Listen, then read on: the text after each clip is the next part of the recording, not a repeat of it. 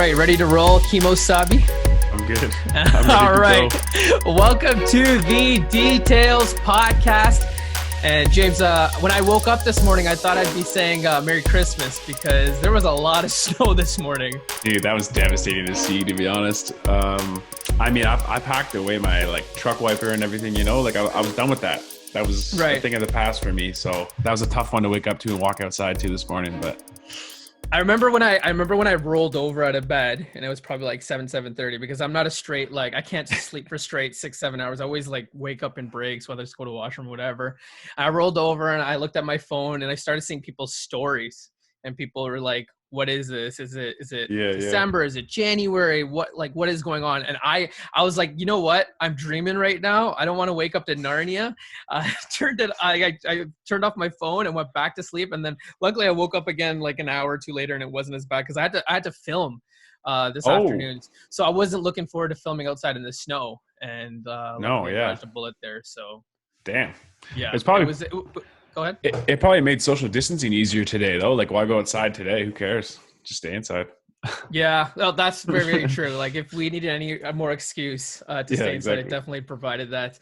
Gotta say Happy Mother's Day, day after. Yeah, I don't know what you were able to do for Mama over the weekend. I see her every now and again, so I gave her a call, shot her a text right away when I woke up early, and gave her a call around somewhere in the afternoon, just doing what I can. But yeah, what about yourself? You get anything special? I'm the typical, and I think this is like an East Indian, Middle East mentality, but Mother's Day is every day, so I don't really go to my way to celebrate. I feel like we talked this on a podcast, but it's every time I do something for my folks on these days, they're like, why did you waste your money? So I was home with the jam. I was home with the fam jam, and just celebrated here as much as possible. But usually that's enough. You know what I love? Do you follow? No, you don't follow the dude with signs guy, right? No. So there's this guy on the internet, and he always has signs, and they're just these outrageous statements about stop screenshotting your Zoom chats, the bread, the banana bread thing, thing that we complained about in the first episode back. And yesterday he's like, your mother doesn't have Instagram. She's not going to see your messages. I'm like, yeah, I know exactly. Writing all this sentimental posts, but I get it. It's for the goodwill. And if everyone's celebrating, kind of almost feel left out or you almost feel like a jackass if you don't acknowledge your mom on that day. So. I think that's something that social media has a problem with in all senses. If you look at it too much on those kind of certain days, you can be like, wow, I'm a shit son. And then, but then it's a reflection and self-evaluation on your life, right? But then sometimes you see what they did and you're like, you know what? Nah, mine was better or something, or whatever the case is. Yeah, absolutely. Very interesting. We got a jam-packed episode today. We go into these things thinking we're a bit light. We're lucky enough to keep it under an hour, so I don't really want to dwell and get sidetracked too much here. But you, I assume, watched UFC on Saturday. I didn't. Ooh. And it took over the internet. And I wanted to ask you, was it a case of nothing's going on and this is just something really good to talk about, or did you actually think it was a solid card from top to bottom?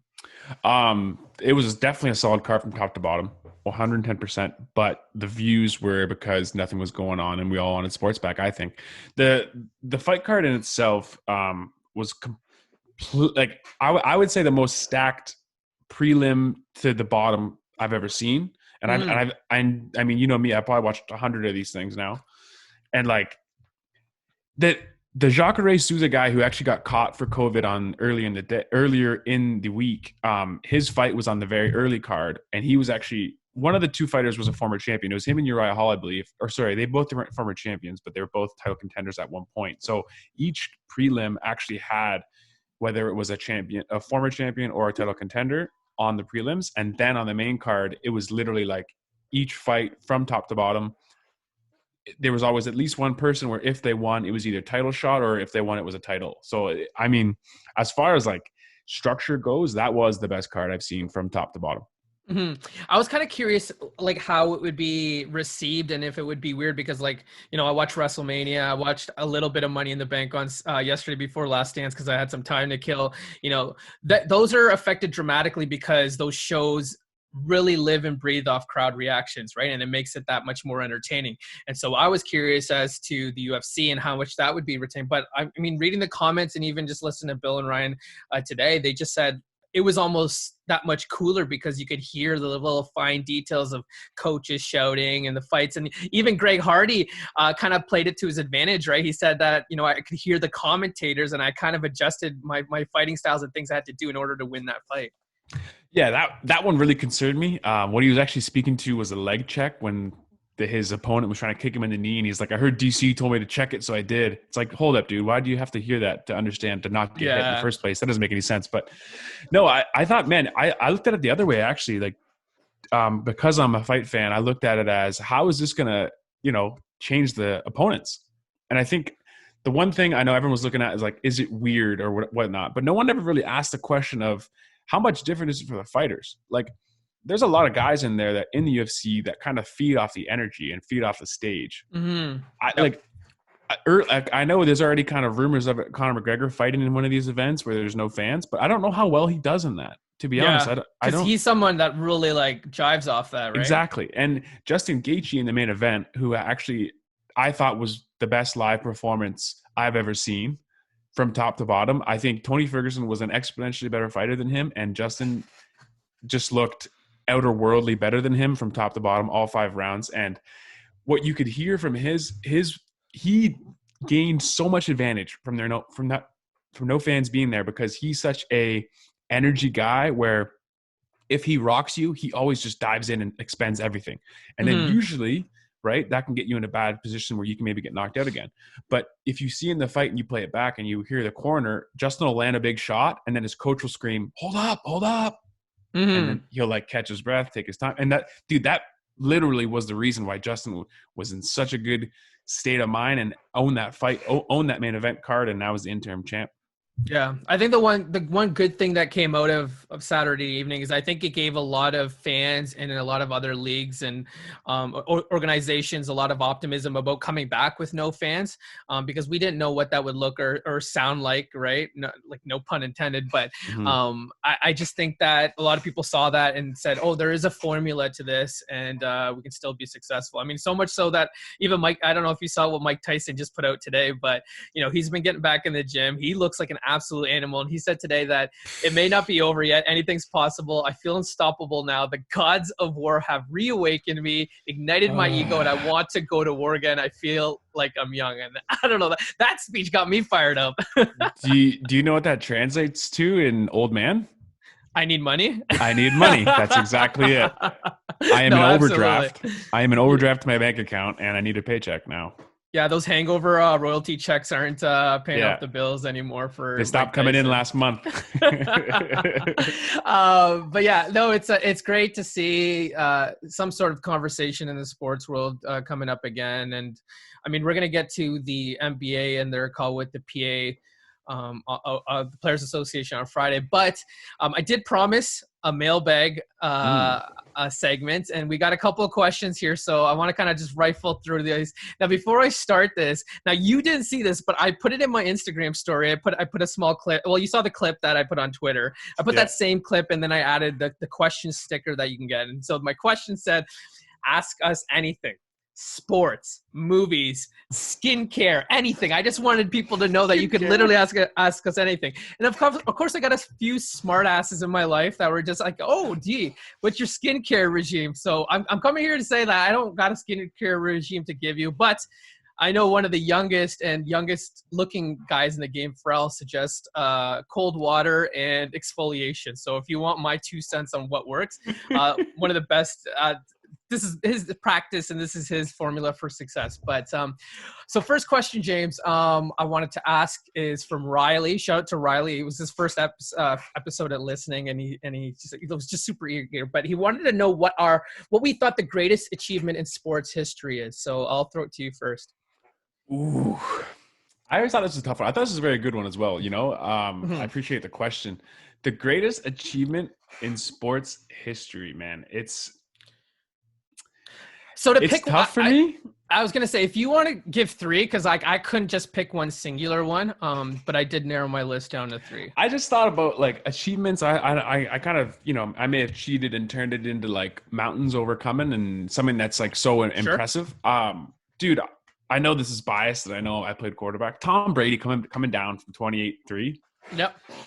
I mean, it's like the stage, right? It's the biggest event on the planet. Everyone always compares it to the FIFA World Cup, same kind of thing. Like this, you have the entire world watching you, and at this point in your career, you have all these GOAT remarks and all these things, and now you're down at half, 28-3, and you have the ability to bring that team back again, a team that is basically revolving around you and the coaches, like they always have, and come back and win that game where in a sport of football, not only to have 6 rings at the quarterback position, which I think is impossible and insane, but to come back from that deficit. Like I've played in a lot of football games, man, and 28-3 is a fucking beating. Like Right. that's crazy. 28-3 is a write-off. And to be the sole purpose that the rest of your teammates believe that you have a chance, right? They all think, with Tom, we always are in the game and we still have a chance to have that sort of pressure and, have all the eyes on you. I can't imagine what that would feel like. And then again, take it farther than that. Not only team, but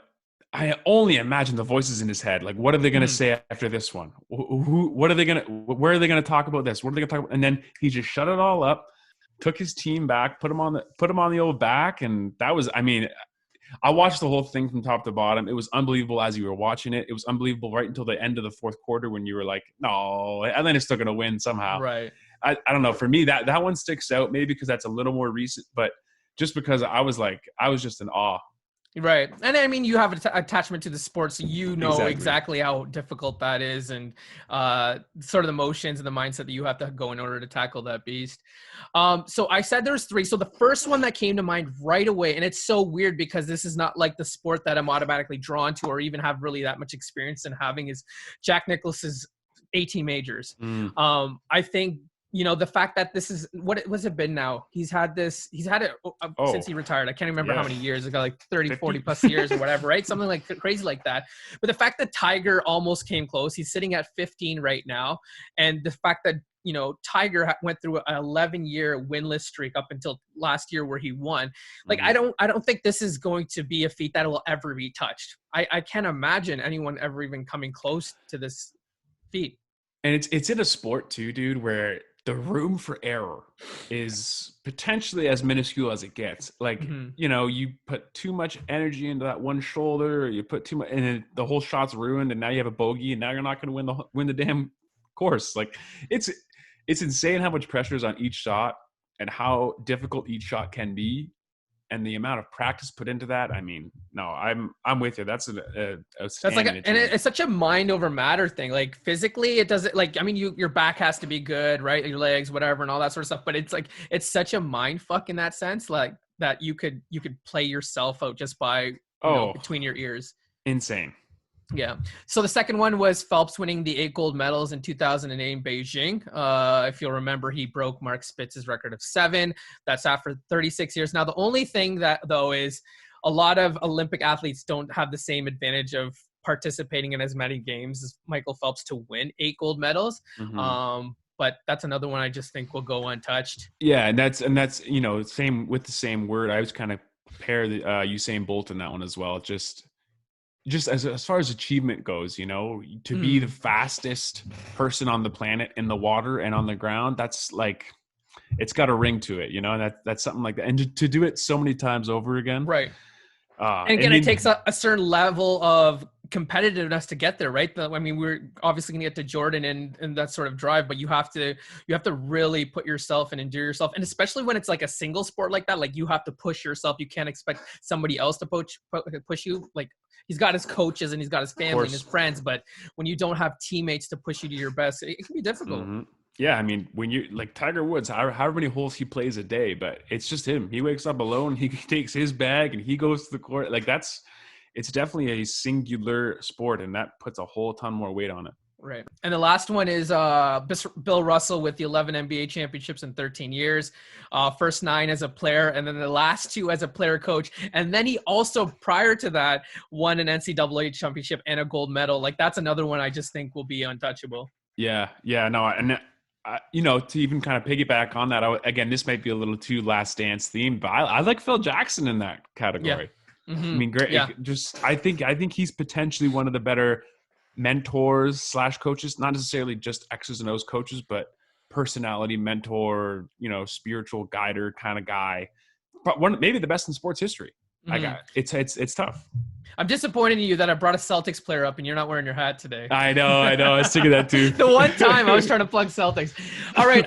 Lisa asked, and I'm going to read this verbatim because I love how she wrote this. Yes. Talk about the fourth line mutt from the Capitals whose screenshots just got released. Now, I want to give a little backdrop just in case you're not familiar with the story, but Washington Capitals, Brandon Lipsick, his conversations were leaked with his brother, another friend, Vancouver, and they were talking about Vancouver forward Tanner Pearson's wife. They're also talking about Connor McDavid's girlfriend, and also called their Capitals line mates Garnet Hathaway and Nick Dowd losers in the process. Now, to be honest with you, when I looked at this question, I didn't want to give it any sort of time or of attention, just because, like, not because I don't think it's serious, but like this, like, just an absolute boneheaded move, and like I just don't want to give attention because I don't want to give him the attention. So I mean, I hopefully that clearly indicates my feelings on it. But what do you think about it? At that level, right? You're in the NHL, and I understand. You should know better. Right. And what there's one thing being said for joking around and screwing around, and in person in a room and closed doors. That's one thing, but to take time out of your day and to send a text message that is saying things debatable, it's just always stupid. Like, especially when you become a professional athlete, you just have to understand, look, now everything I say can be quoted because it actually means something. Mm-hmm. So watch what you say. Like, it shouldn't really be that difficult. But. Well, and I think the shitty thing too is I think that hockey players still carry a certain stereotype around, and I don't like how this doesn't help them, right? This doesn't help them moving forward and trying to eliminate that, right? And even, like, I don't know if you saw that Brett Hull said some stuff that was stupid too, and you're talking about a Hall of Famer. You're giving me a look of, do you know what he said? No, I don't. So he says, we did the same things back then. We did the same things, but there was no way to get caught. The fun is gone. The game's not fun to me anymore. And again, like, I don't see what you have to gain by saying something like that, especially for a guy like Brett Hull. Yeah, that seems like really not. He should have premeditated that a little bit more. Maybe a little think before you speak is something he should be thinking about. That sounds just kind of stupid to me. All right, so Alan asked me, and I don't like this because he's a huge fan of the Ball family, so I knew this question was going to come. What do you think of LaMelo Ball? Will he be a top 5 pick? Which team fits well with him? And is he going to be better than Lonzo? Well, I'm a little I still have a lot of Lonzo Ball stock, personally. I still believe that he's going to be I would say a productive NBA player. I'll be surprised if he doesn't get 2 All-Star appearances at the end of his career. Mm-hmm. I do think he's going to be a really good basketball player, and I think he's way more physically developed than LaMelo, and I think LaMelo's been getting away with way too much space in the EuroLeague. I don't think he's going to be a bad basketball player by any means. I imagine he'll get drafted pretty high, probably top 5 pick, and so on and so forth. Yeah. So right now, in a lot of projections, and I just caught up this morning, but I knew that he was going, he is slated to be a top 5 pick in this upcoming draft. Yeah. So I don't know where he lands, but I would say it would depend a lot on which team he goes to. I think Lonzo Ball right now is in a phenomenal position with Zion Williamson. I think he's going to have a partner for a while too. And I think Brandon Ingram will hang around. So he's got a good core that now over the next 3-4 years, you can start expecting things from him. Where I do think LaMelo's going to need that, same kind of style with Lonzo. They both kind of came in, took some time. I think LaMelo will need probably some more time than Lonzo will. And I think he'll be good though, because he seems like a better shooter with a better form. So that's always better in today's day and age in basketball coming in. Yeah, so LaMelo doesn't turn 18 till August. So like you said, he's still going to be young. He's still going to be raw. I think the conversation of comparison is tough because I think they're two different players, right? Mm-hmm. I think LaMelo is a flat out scorer, right? Mm-hmm. He can get his own shot, creating for himself, but he can also shoot off passes and off the dribble as well. So I think he's going to be a more prolific scorer. And I think that's where his game is better, right? LaMelo is more of a playmaker.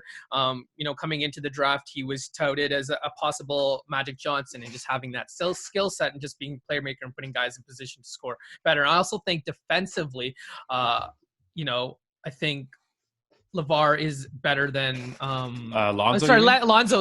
Lonzo is better than LaMelo in that sense too, right? I would agree for sure. I think the games are both differently, and it's going to matter where, like you said, Lonzo Mhm. is in a better basketball situation right now, and Mhm. it'll depend where LaMelo ends, right? And if you're looking at the top 5 picks, Minnesota is there, the Cavaliers are there, Detroit, and then at 6 you have the Knicks, and I think those are all great positions for LaMelo to succeed if he wants to do good in the NBA.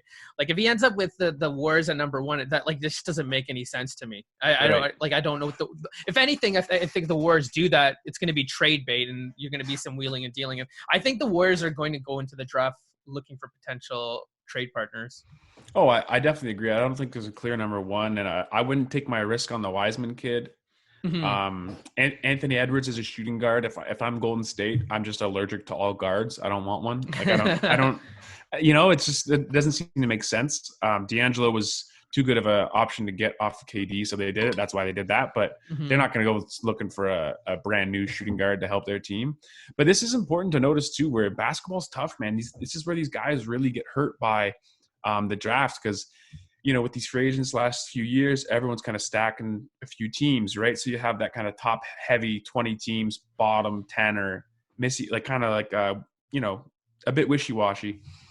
If LaMelo goes to New York, I don't think he has a very good career, because he's not gonna beat out RJ Barrett in his first couple of years, and he's the same thing as RJ Barrett. So it doesn't make any sense to me for New York as well. Which kind of then you see him kind of landing in Cleveland, and that's not good for anybody, because right now that's kind of a bit of a mess. So well, and they have Colin Sexton there who they're trying to develop as well. And like with the Knicks, I mean, I don't think that environment is good for him or his father. Like I can't imagine he's going to shut his mouth up, right? He was good for a bit with the Lakers, but then when things went sour, I mean, that's where LeVar came out of the woodshed and started talking again. Yeah, and I don't even think he really fits with Minnesota that well, because D'Angelo Russell and him as well are also kind of similar competitors. So it's going to be very interesting to see where he falls. Next question is from Kiyomi. This is more of a fun one. Who would your starters be for Team Canada and USA? I feel like an idiot because I definitely didn't write this down. If the Olympics are this summer, and then I'll get into there's a second part of that question. Who do you got listed? So Canada's tough because I don't even know if I can list you like how many people do I know? You know what I mean? I mean, I think again, I don't know if we'd start, but I would make something work. I would definitely go small in Canada just because we don't really have that massive big man. I would roll Tristan Thompson at the 5. Yeah. And then whatever you want to do with the rest of the guys, whether it's Wiggins, Murray, Sage or Shy Kid Julius Alexander or whatever. I don't know, Yeah, Jamal Murray, him, Andrew Wiggins, Tristan Thompson, and then maybe Brady Heslip, that shooter in there, just kind of fit in today's style of the game. Team USA is tough to pick, right? Yeah, Team USA is definitely really tough. You're basically just picking the best team that you could think of. So I would have fun with it, and I would go Curry, Harden, Kawhi. Curry, Harden, Kawhi, LeBron. AD? Yeah, AD. Yeah, LeBron AD and AD. 5. Yeah, this also depends if we get LeBron, right? Like if he's played his last Team USA game. But it'd be cool if he kind of came in that Kobe role and just played as a vet and whatever. Limited minutes. Yeah, I would just say, dude, don't play me over 15 minutes. I'll just come hang out and get a gold, because realistically, you're not going to need me in crunch time or anything. So, like, I don't know. I would love to see him be there, because I think he'd be really good for those guys too. Right. So the only thing I would argue, and this actually on the Team Canada side, and maybe you just forgot, but I'd probably throw RJ Barrett there. He's been playing on the team a couple times here. Yeah, he's played in a couple qualifying games, and he was already really, really good. But I think that the guard spot would be up to either him, Corey Joseph, or like you said, Alexander as well, right? Yeah, I would take. I'm more around that Jamal Murray, Corey Joseph spot, because I want my point guard to not hog the ball. RJ Barrett could come off the bench for me as a 6-man and score like a Lou Williams. How about that? Sure, we'll take that compromise. Yeah. Her second part of the question was your favorite Jordan shoe number and colorway. So mine, this is shout out to J-Rob again. My brother helped me out for this, but mine have always been the Jordan 11s. You read my mind. That was my first one. And I believe the Gamma Blacks was that what they're called? Oh, okay. Do you feel me? The Gamma Blue on the side, and it's all black everywhere else, and it has the know exactly gold what you're Jordan about. logo. Yeah, those ones would be my numero unos. Jordan 11 Concords would probably be my number one. I'm kind Oh, of biased because I have that, but like I just yeah. man, like you can pull that off with a suit, you can pull that off casually, you can pull it off with shorts. Like they're the perfect shoes. So either that or the Breads, which are the red and black version of that as well. Right. And I think the ones too, man. Like I know Yeah, it's like kind of simple and plain, but there's nothing more iconic than the Jordan ones and the red and black and white. Like yeah, you just know what shoe that is. Like you just yeah. know you understand, and I don't need to explain it to anybody. I also wrote the Jordan 3s, the white cements, and then I Okay. also wrote I love all the Jordan 5s as well. So I've got that on my list Yeah, as yeah, well. yeah. I like the threes too, actually. Yeah, threes are dirty, man. Yeah. Last question. I didn't give this to you one beforehand, but this is kind of more of a life question. Oh. Andrew asks us, what life lesson that's taking you the longest to learn? And I ask you this question because, being a former athlete, I'm sure you faced a lot of adversity, whether it's mental or Ooh. physical challenges, but what's the life lesson that's taken you the longest to learn? I mean, I gotta open this up by saying I'm not even 25 yet. So You got a lot like of learning to do. I by no means think I know anything. You know what? But in your defense, at your age, I feel like you have gone through a lot of hurdles. Like you've definitely overcome a Yeah. lot too. Oh, hurdles. I mean, yeah, yeah, yeah. But I don't expect them to be over anytime soon. I would say the biggest thing that it took the longest for me to kind of sit with and understand was that whatever I'm doing, as long as I believe it's the right thing, then that's all that matters, Mhm. And I'm sure everyone gets caught in a ton of time. You just overthink and think and think and think, and oh, I should have done this, or I should do this, I should have done that, I should have done this. To learn to kind of try and push that away and fight that off, and just kind of go with the flow. And if you're enjoying something, or if you're enjoying your life and you're happy, then go with that and follow that, and kind of just follow your heart. And I mean, you had the decision after suffering all those concussions to come back and play for Exactly. next year, but you made the business decision, what Hmm. was best for you and your mental health going forward. And I'm like, again, I know when I was going through that with you, you were struggling with that a lot. So it's definitely a testament to that. Yeah, no, for sure. For me, it's patience, and I think, like you Hmm. said, I'm continuing to learn, and I think I want things done right. Like I am a kind of go guy, and once I get comfortable, I kind of want to get back out of my comfort zone, learn new things, try new things, and that's a battle that I continue to deal with. But I also think that I've done enough things that I know that patience always pays off. Patience and persistence are the two Yeah, things I preach. yeah, patience. I couldn't agree more. I think you just t- if you're ever freaked out about a decision, wait. Mm, yeah, If you ever, yeah. you just wait. No, time is. I always think that time is on your side, Yep. unless you were like in a death sort of Unless there's a situation. I guess. deadline that Yeah, you're unless late there's a for, deadline. that's not on your side at all. Speaking of patience, the NBA hopped on a call, and that wraps up. I should probably properly wrap that up. That is our Yeah, mailbag section. yeah. I had Thank fun you with that. guys. So, Thank you. guys, send Yeah, us more that's questions. That was a lot of fun, and we'll definitely do that again. Speaking of patience, the NBA had a call. Adam Silver called the Players Association, and kind of gave some optimism and some timelines and things that, if things are going to come back, these are the things that we need to do.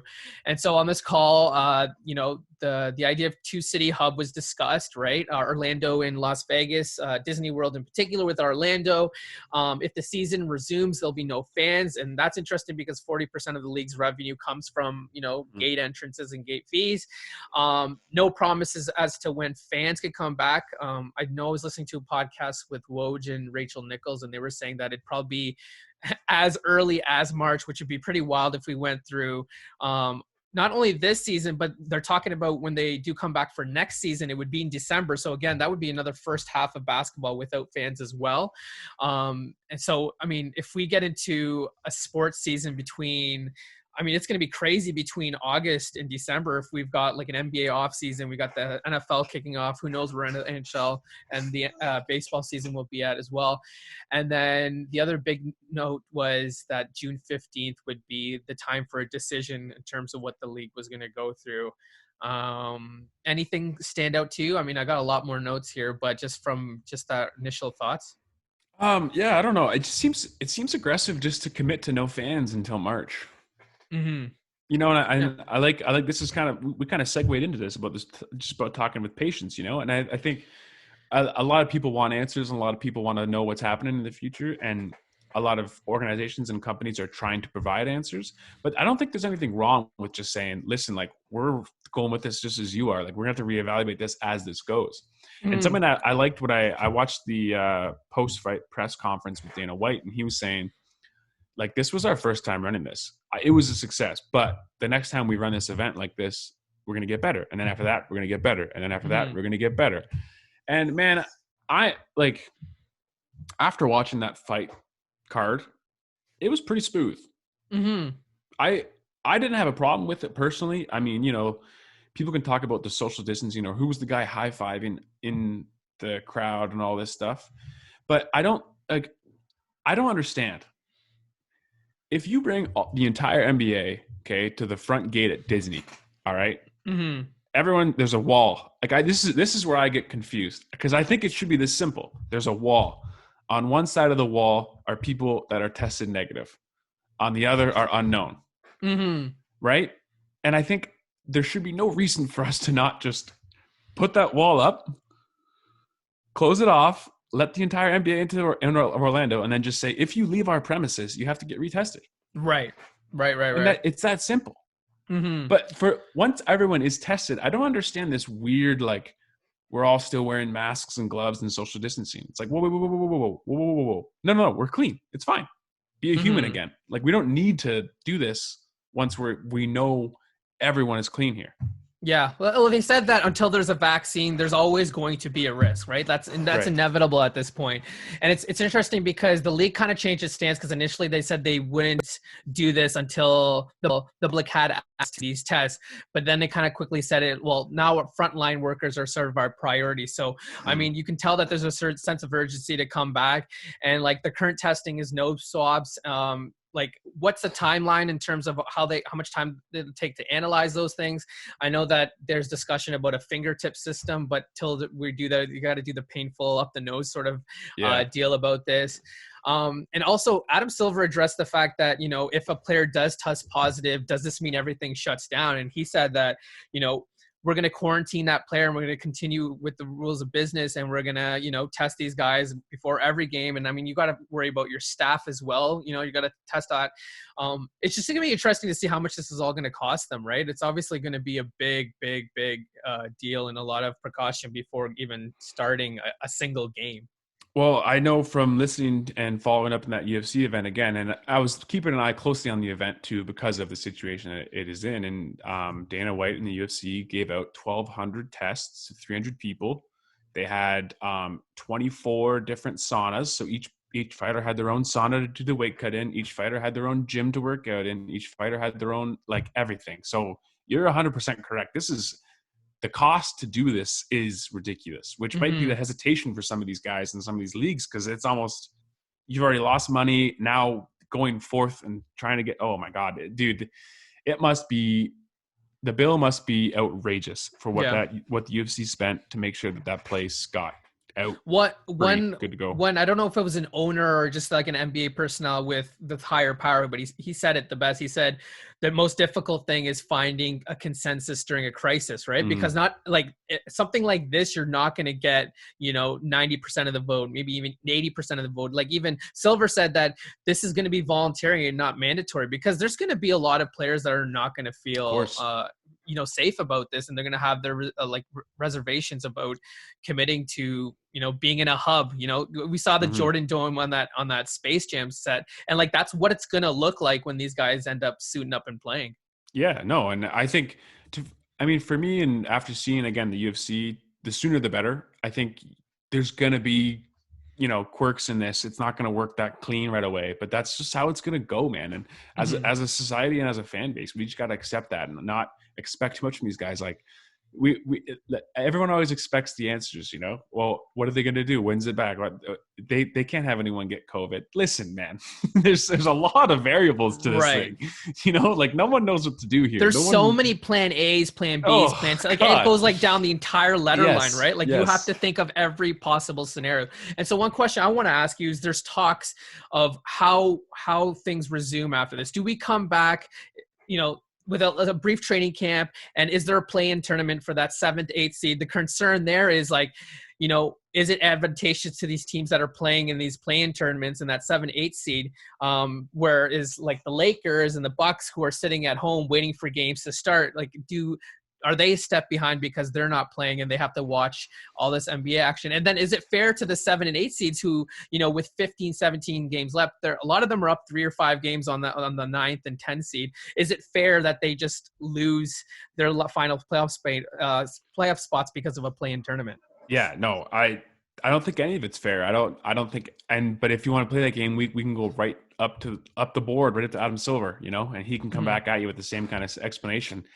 Listen, there's got to be a bit of forgiveness going on here, and I understand that not everyone's going to be happy, and not everyone's happy about anything. Not everyone's always mad about something. So there needs to be an acceptance of that, and they just need to make the most, voted on, most popular, most agreed upon consensus. That is the most important thing.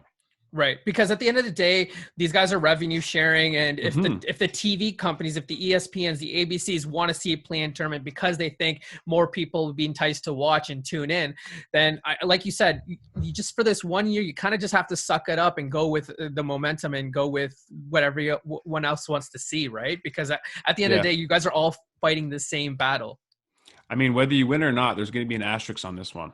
Right. So I think if you're the 8th seed complaining about a 3-game lead, or shut the hell up. It doesn't matter. This is a new season, and in my opinion, this is 0-0 for everybody. So good luck if you're the top 16. If you're not, sorry, that's how it goes.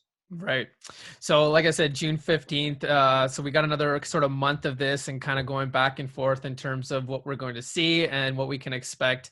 But I got a small glimpse of optimism. I know before we started this, we were saying that the MLB is going to hop on a call with the Players Union tomorrow, kind of make a proposition. And you read somewhere that an 82-game season was being proposed. And that's something that we're excited about. So, dude, I would go ecstatic for an 82-game season. 82-game seasons, man, that would be like, I'm telling you, that's number 1 in the past 10 years for ratings for baseball if they do it. I'm telling you. Yeah, no, I definitely think. Well, this is an opportunity for both leagues to experiment something. With the MLB, it's to shorten season, and the NBA has always talked about pushing the season to start in December and go into the summer. And I thought about it like the summer's kind of dry for sports. Like, how fun would it be to have basketball during the summer? I don't think there's a debate that's going to happen. That's going to be there to stay. I don't see. There's no way that they do worse. You know what I'm saying? Yeah. You compete with football and you've done this well for that long. Now, when you just compete less with football and more with nothing, you're not going to do worse. Like 100% you're going to do better, and you're going to find that it's a better time to have the season. Like, I'm a perfect example of this. I've grown up on basketball. Basketball is my number 1 priority. I love the NBA more than the NFL, but I fall into that trap when the NFL season happens. And we kind of do it here on the podcast where we get together every Monday, and it's NFL dominated. And I don't really get into my deep dives of basketball till December, January, when things start to slow down in the NFL and we get a smaller sample size of games. Yeah. And you know what? You just kind of said it. Like, the season never starts until Christmas Day anyways, for you and I. As far as determining anything about the league, like, you and I will watch a game in October, but we'll be on our phone for that one. You know what I mean? When it comes to February, March, and April, now we're all like, okay, eyes are glued. There's nothing really else going on anyways. I find myself doing a lot of catching up in terms of what I need to know, right? 100%, man. That first half of the year, I can't imagine those numbers have ever been very good. So this seems like a complete no-brainer to me. And I was reading something that said that, the NBA ratings are in decline because they constantly find themselves having to battle with the NFL on Thursday nights, on Sunday nights, on Monday nights, right? They're talking about Saturday games eventually in the long run for the NFL, and that can't help the NBA because that's a night of the week that they've been trying to make it like Saturday night basketball. You have to sort of tune in. Definitely. And I think there's something to be said too for a summer sport to compete with baseball. There's nothing more clear that, on those dog days of like late, or what is it? Was it late July, I guess, or early August? You're just like, if the Jays aren't doing too hot, we don't got a ton to watch here. Right. No, I completely agree with you. All right. Time to get into Last Dance recap. I tweeted yesterday or last night that these two were hands down my two favorite episodes of the entire series. So just a recap of both episodes. The episode leads off with Krause refuting accusations that they're backstabbing the players before the 98 playoffs, so much so that he walks out after just one question. And when we get the best soundbite of the entire series where the reporter says, "Way to go, Craig." And fun fact, that's actually Craig Sager, who, everyone loves and unfortunately lost recently. But Craig Sager has been the one that asked that question. But this episode is about fatigue and the lack of motivation that finally catches up with Jordan. And then in the summer of 93, Jordan's father and evident best friend that we continue to learn through this series gets brutally murdered, and eventually Jordan decides to kind of pack up his bags because he's got nothing left to prove to the rest of the league and the world for that matter, and play baseball. And so all the hoopla and speculation behind his departure, whether it was tied to the gambling and the media sort of kind of making their own assumptions about that, eventually leading to his comeback. And then we really get into the price of leadership and the extents Jordan would go to win. With all that said, James, what was your immediate takeaway from these two episodes? I was left in awe, I think, the most after these two. So much so that, like, when you watch them both, you don't really even know. You're just like trying to take it in, I'm just trying to think back about what I just saw. Like, oh my God, dude. Like, I understand the lack of motivation too, and I think the baseball thing was probably a little bit more for his dad than he'll ever actually lead off to admit. I know he kind of said, he obviously pointed out his dad loved him playing baseball, but he said he always wanted to play baseball and stuff too. I don't know, man. It's quite amazing to see someone at the top of their game be so okay with saying, I'm good, get out. And then, like, do this whole, like, I want to be a rookie again, like, I want to look up. Like, I want to. That really was what it was, right? Like I think if that lockout doesn't happen, I don't know. That's my biggest what if. If the baseball doesn't go into the lockout, does he ever come back to the NBA? Man, dude, they had Terry Francona. Now again, I know Terry Francona as a. I had no idea. Did you know that? No. So one, I didn't know that. I had no idea. Yeah. But two, for anyone that doesn't follow baseball, a manager with the name Terry Francona, if he says that you can make it into the majors, that's about as good as certain to me. So once he said that about Michael, he's like, yeah, Michael got 1,500 bats. Like, I could see him hitting the majors. And it's like, wow, okay, wait, maybe this was a almost career that we would have had. Like that, dude, who knows? That could have been a 5-year career with a World Series title. So here's things that I picked up from 94. So after that slump that he went through, right? He was hitting really well. And then apparently the breaking ball was his Achilles heel. That's the thing that kind of did Jordan in, but he put in more time and then eventually got better because at 1,500 bats, he was hitting 202, drove 54 runs. And again, he was doing this at the age of 31 after 35 games, which is crazy because the other thing that they didn't mention in this documentary, he played baseball from September to November and he played for the Scottsdale Scorpions of the Arizona Fall League, and then he picked up his batting average and he was batting at 252. And the thing that I picked up the most, and just even those clips, like you'd see that there was a sense of rejuvenation, right? Just being around a team of young guys that really care about Jordan's celebrity. And I think that's what he was grasping for, right? He just didn't want to be at the top of his sport and kind of be the focus and focal point of all the media. And you made a really good point. Like this last conversation with his father was talking about leaving the game of basketball to pursue baseball. And his dad gave him the stamp of approval and said, hey, like, why don't you? Like, what do you have to lose from that, right? And that's got to be a stinging impact on him as well. Yeah, I think that kind of shows that there's two alternate universes there. If that passing doesn't happen, do we see him leave basketball, one? And then if, that league doesn't get shut down, does Michael start hitting 312 for the leadooff, like for the Chicago White Sox? Like, is that a thing is that like an alternate universe that we just missed out on? Like, I don't know. Yeah, it also said here, I was trying to look for it. He had a bunch of stolen bases too. I mean, someone with his speed, I wouldn't be surprised. The explosive athlete that Michael Jordan was, I mean, come on, dude. Yeah. I don't know. And that stuff that he had to do with Tim Grover to adjust his body and start doing baseball workouts. And I mean, you played baseball growing up, right? And I mean, you've also played basketball as well. Like that's two different things you got to do to your body. Yeah. I mean, well, right out of the gate, make it simple as possible for the fans out there. Baseball, We you got stand fans. in baseball, you're standing in a box, you're perpendicular to the baseball. In basketball, everything is exactly linear and perfectly through one side, like one Mhm. motion, one full body. Baseball's all one-sided, all core twist. Yeah. So no, it's a completely different game. Completely different Yeah. game. And No. as a thrower myself, if I may say, for him to be able to throw baseballs for a couple of years and then go back and have his jump shot as quick as he did. That's the more impressive thing to me, to get his basketball legs back after. I mean, obviously his first comeback back, joining them halfway through the '95 season, I believe it was. Like, that's just a feat in itself. Man, I used to have a jumper that was, hey, it was all right.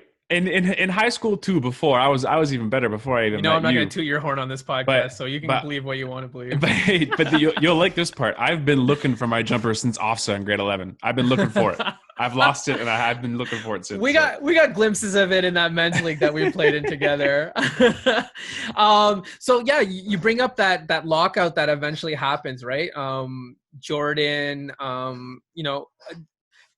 baseball goes through a lockout, and the discussion of replacement player starts, and Jordan says, I want nothing to do with this. Yeah. So then he dials up BJ Armstrong and he says, hey, like, can we hang out? And obviously BJ picks up the hint and he's like, why don't you come with me to the facility, see the guys again, and just see how that feels. And so that obviously starts an uproar. And the best part about this entire documentary is, I watch something and then I compare it to now and social media and how it would be perceived. And even, when Jordan goes that White Sox and Blue Jays World Series, you see that shot of him in the booth. And can you imagine in social media times how quickly that event would have escalated? And even if he would have had the opportunity to escape the way he did in that vehicle? Dude, in social media times, man, there's phones exploding around Michael Jordan, like just blowing up from usage rates. Like it's probably just, it's just insane. I thought with the more interesting part about the first episode that I took away from, and I got a soft spot for Scottie Pippen.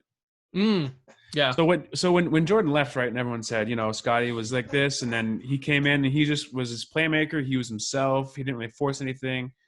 And then you see the next clip of the next year where Jordan kind of speaks to it quickly, but no one really, I don't know if everyone caught it, but Jordan said it kind of all started when Pip had my shoe on TV and doing like the comeback. Yeah. But for me, what that signified for me was like, so we saw Scottie, he was underpaid and pissed and didn't want to play, came back and played. That's awesome. That's like a good character movement, right? He ends up not going in because he's all pissed because Jordan's gone, right?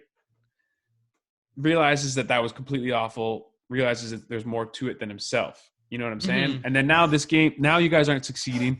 And then now you see Scottie Pippen, the guy that at one point would have said, I deserve to be this, I deserve to be that, I deserve to be this, fuck Jordan, fuck all that. I'm good too. Now you see him going, look, I need my Batman.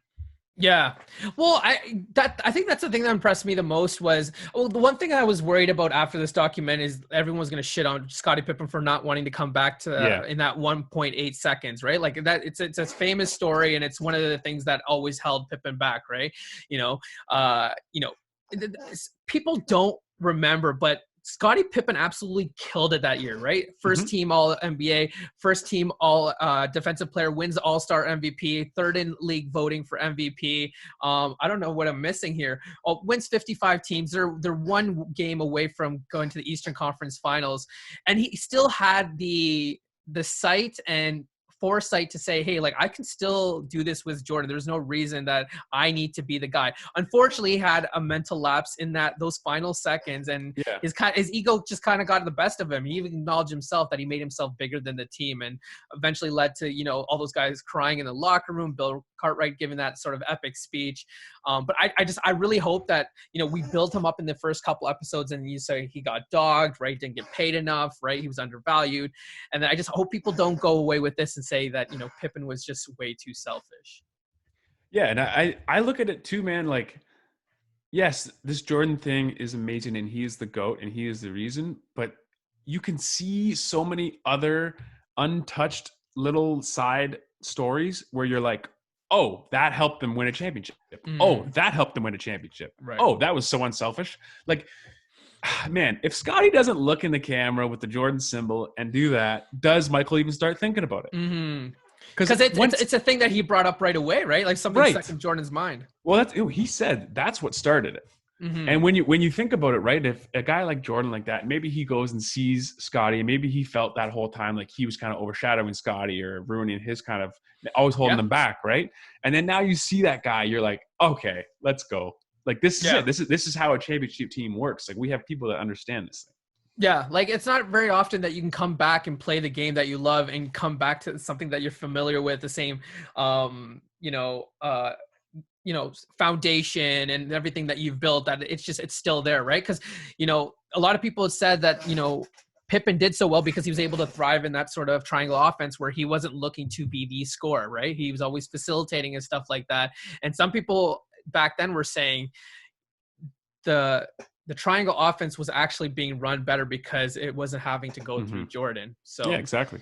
Yeah. And one winner of that whole situation was Tony Kukoc. Like they ran a montage of all his game winners, and he hit some badass tough shots during that time. Was he the first like nice lefty? Yeah, man. I didn't even notice that he was a lefty, right? Yeah. And they always talk about in the NBA how much harder it is to cover a left-handed player, right? Because like Keon Clark for the Raptors had that advantage. A lot of people had said because you're not used to covering a left-handed player and makes it a lot more difficult. So I mean maybe he was one of the guys taking advantage. He was also kind of that like stretch four before it was like before his time kind of, and he was like allergic to defense, which was kind of funny, but so that kind of like wraps up and the biggest thing obviously in this episode is the win at any cost, right? And we kind of get some iconic sound bites from Jordan that I'm sure we're going to see splashed up in stadiums, posters, t-shirts. But we're cutting back and forth between that 98 season where, Jordan and the Bulls kind of barely escape, that first round matchup with the Nets. And, this is an injury riddled Nets team, very young team. They're an 8th seeded team. And we kind of start getting behind scenes footage, Scott Burrell, victim of, Jordan's tyranny, Jordan really trying to get the best out of Scott because he thinks that Scott's going to be pivotal in this series. And, Scott kind of comes out 9 for 11 in that game, scores 23 points. I mean, it was kind of his one shining moment. Didn't really do much after that. But I'm sure a lot of people are watching this because, again, you and me are looking at this differently with different lens. But I'm sure a lot of people are watching this be like, geez, what an asshole Jordan was. Yeah, I mean, you can think that. That's for sure. And dude, that's the best teammate I've ever seen. I think you and Jordan would have jived for sure. That's honestly what I took from that. That was the best teammate I've ever seen. And it's hard to elaborate on that. And I understand that, you're rude and you're challenging, but for him to see him express the way he did, and he was like, I knew we were going to need him. Mm-hmm. So I challenged him and I did what I had to do. And then the part that I love the most, where at the very end, he makes it clear and you could tell he's kind of like not walked himself into this, like I'm an asshole kind of thing, but he's like, I didn't ask anyone to do something that I didn't do. Mm-hmm. That was the big thing, right? Yeah, that should be almost in bold letters, and that's, man, you could be rough and hard, and that's what creates winning a lot of the time. Yeah, and he says like winning has a price, leadership has a price. So 100%. I pulled people along. I didn't pull people. No, sorry. I pulled people along when they didn't want to be pulled. I earned that right because my teammates came after me. They didn't endure all the things that I did, right? Whether it was the injuries, all the media scrutiny he dealt with.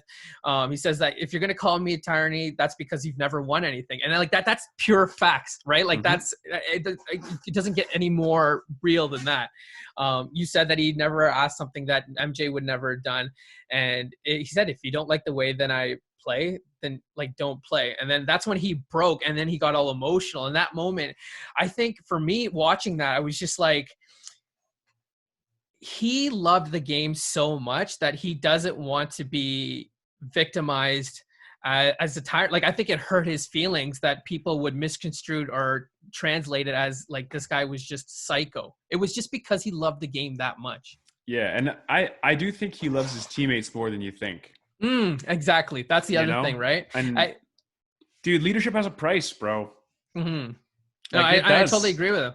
No, I thought I started reflecting on it and I thought about it too. Like growing up, I always thought my dad was a jerk to me. Like even my grandpa, I grew up kind of like disliking him because he was so mean to me. But as I got older, like I really came to appreciate those times, those moments, those lectures that I got because it kind of gave me the thick skin that I developed and kind of made me the person that I am. Like I think of like Dwight Howard. I think Dwight Howard's a perfect example. And I know there's people listening to this podcast, Gabe, and he's like, you don't have to be an asshole to win.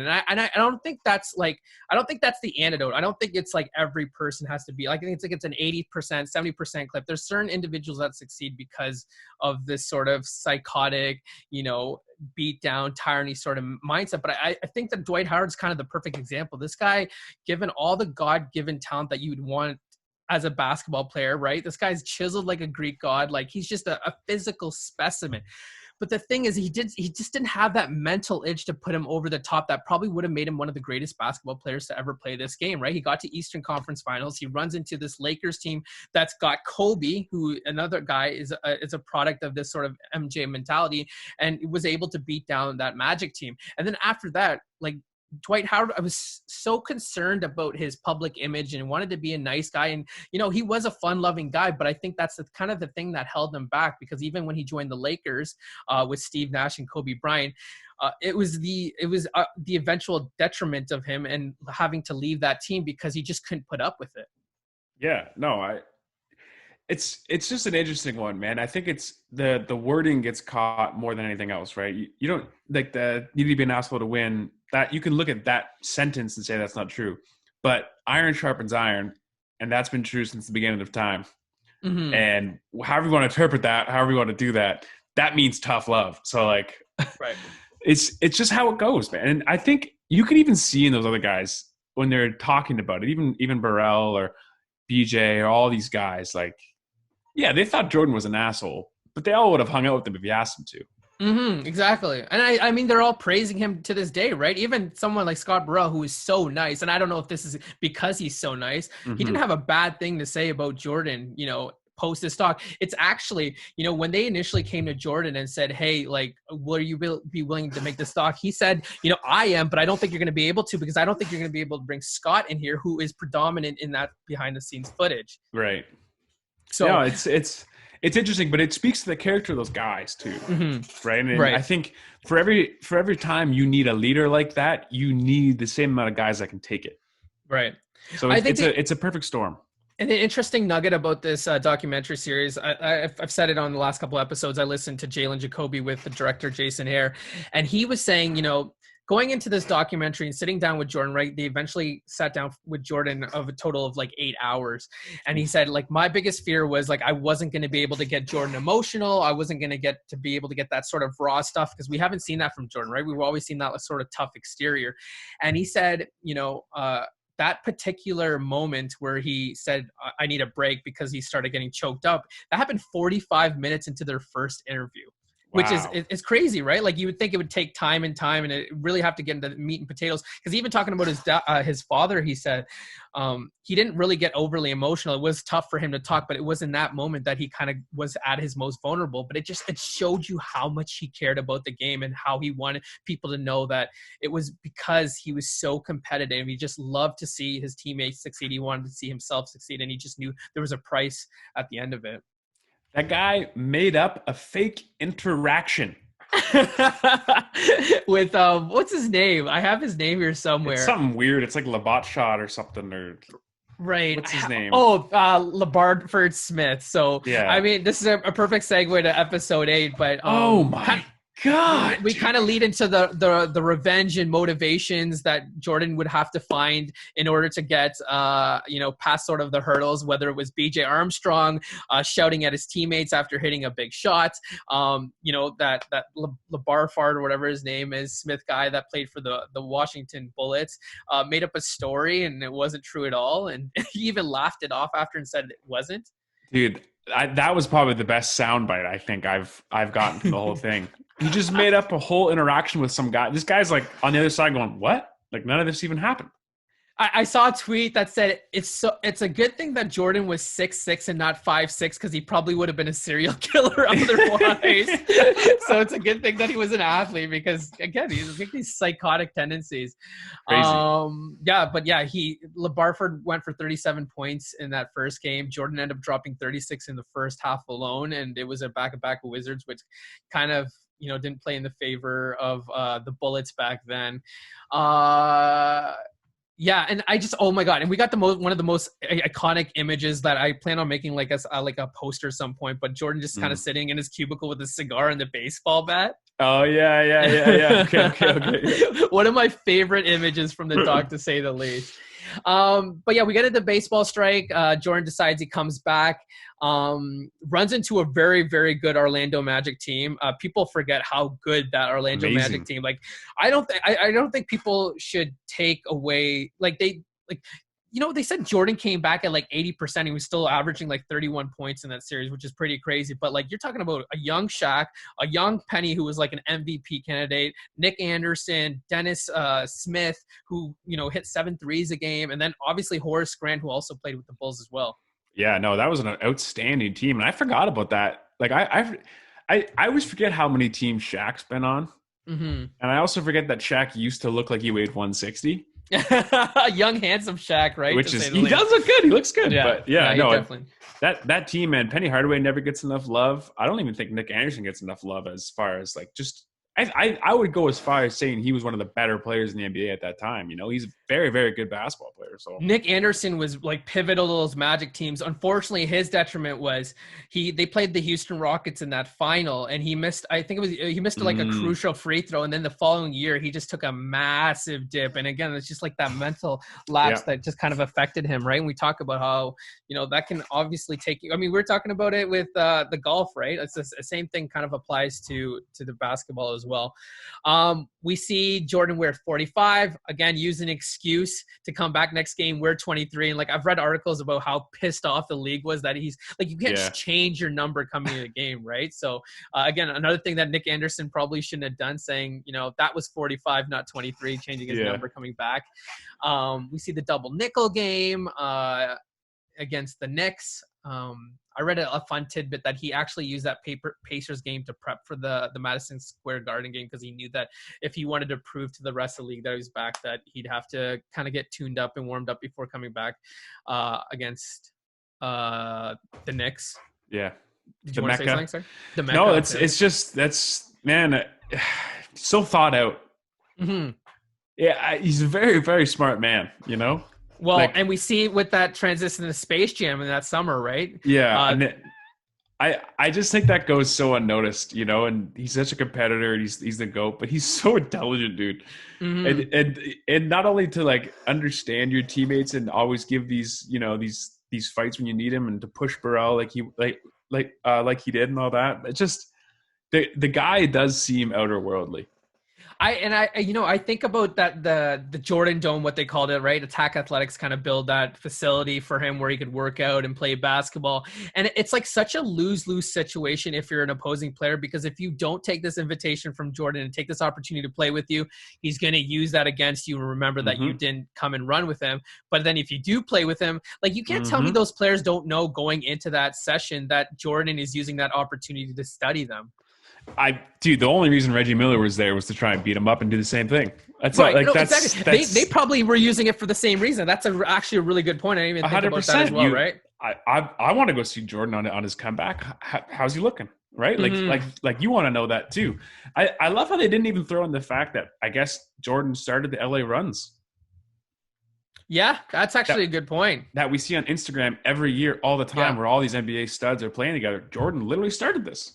Right. And I right away I thought about like this is the documentary. I want the 30 for 30, but then I later found out that's like all the footage that we saw is literally all they have, so we're probably not going to get anything more of that. But just to see like Ray Allen, Reggie Miller, Patrick Ewing, Sean Bradley, Juwan Howard, who was staying with him at the time, and Rodman before he joined them, right? Because that was he was still with the Spurs at that point. And I read Jason Aaron made a really good reference on the podcast recently, just like a nice, interesting nugget. But he says that the director of Space Jam takes credit for that because he said to Jordan, "Hey, that Rodman guy looks really good," and it kind of eventually led to like a hotel room meeting. So that's like a fun nugget to think about as well, whether it's true or not. But they didn't talk about it. So yeah, no, I would love to see more footage from that, and I wish there was, because right when they're talking to Reggie and he was like, and you kind of see his face, he was like, "Oh, those were some hype games." Like he was like, "Dude, we played some good pickup games." I was like, "Damn, we missed out on that a little bit, but that's okay."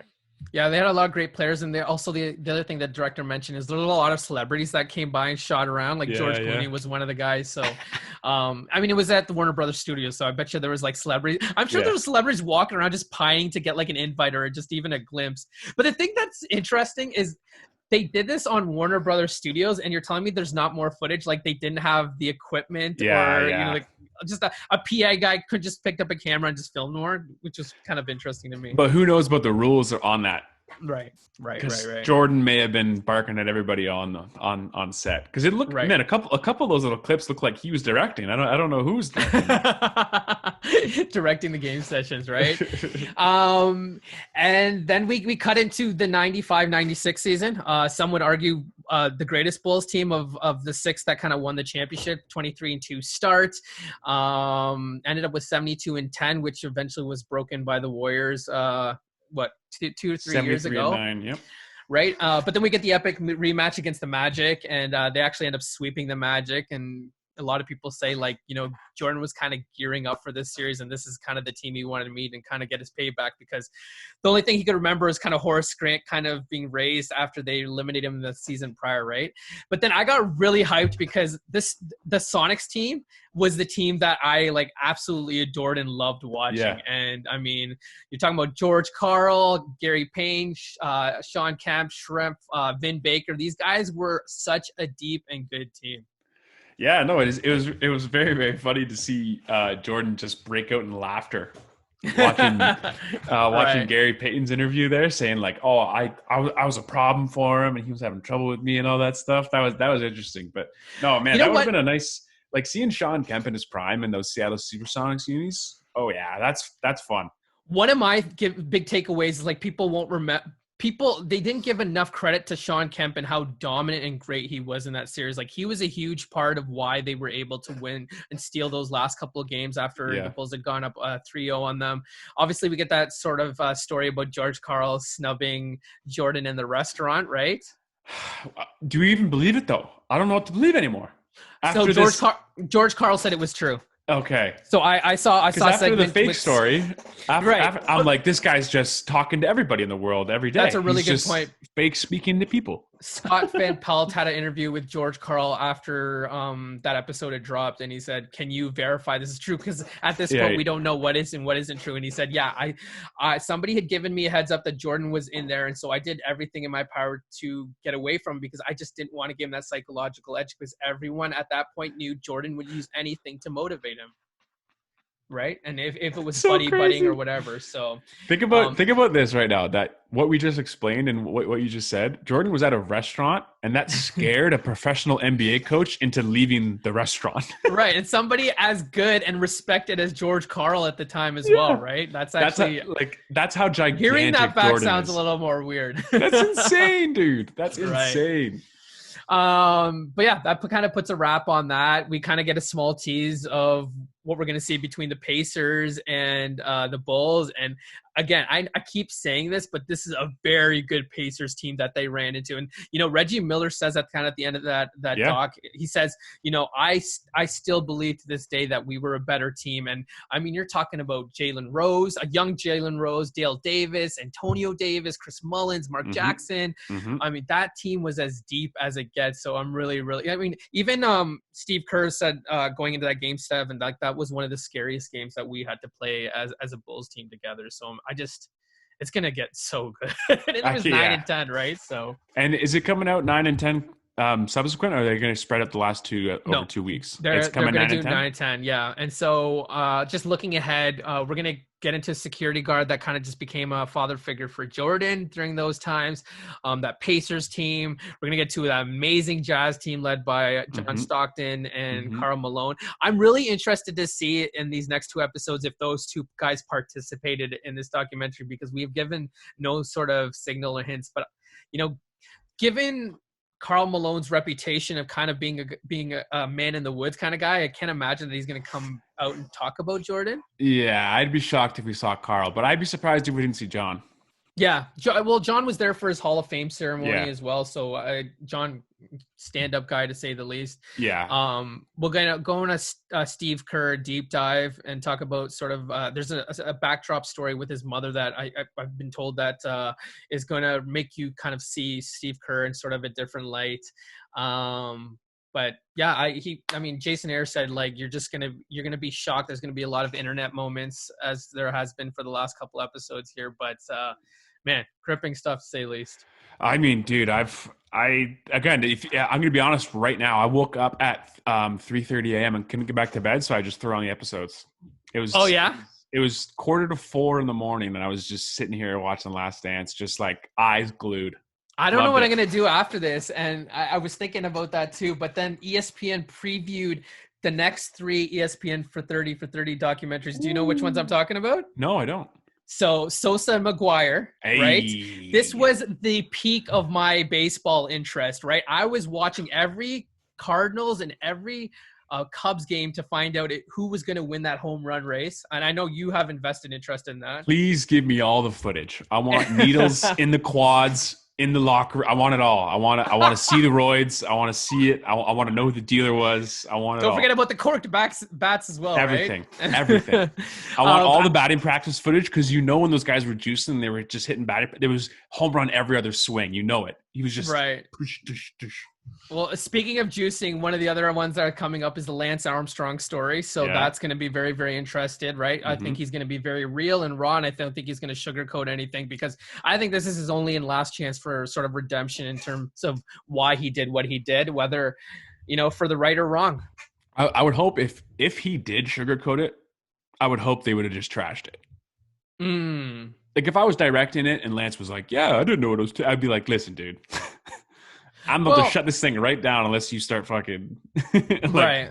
Be on. Well, I think it'll be interesting to see if there's any sort of justification to what he did, right? A lot of us are going to say that there was no reason or no excuse to do it, but you know what? Just like the whole Jordan being an asshole thing, like, we see why he did what he did and the process behind it. And Jordan was so worried about not being liked after this, but I'm still looking for that moment. Like, I don't see it ever coming up, especially with the last 2 episodes. If anything, I've come to appreciate him a lot more. Like I said, I grew up not liking Jordan. Now I'm just like, this is who I wish I kind of was being an athlete growing up. I think, man, with him saying that and how he seems, I think he just doesn't.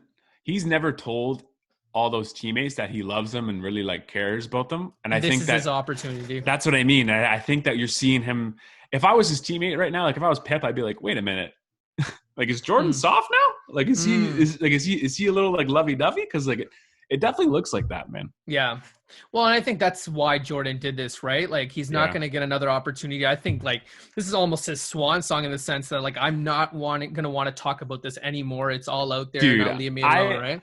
I think Jordan did this because of LeBron in 2016. Yeah, and we had that conversation last week or the week before, that this is, like, again, a calculator on his part too.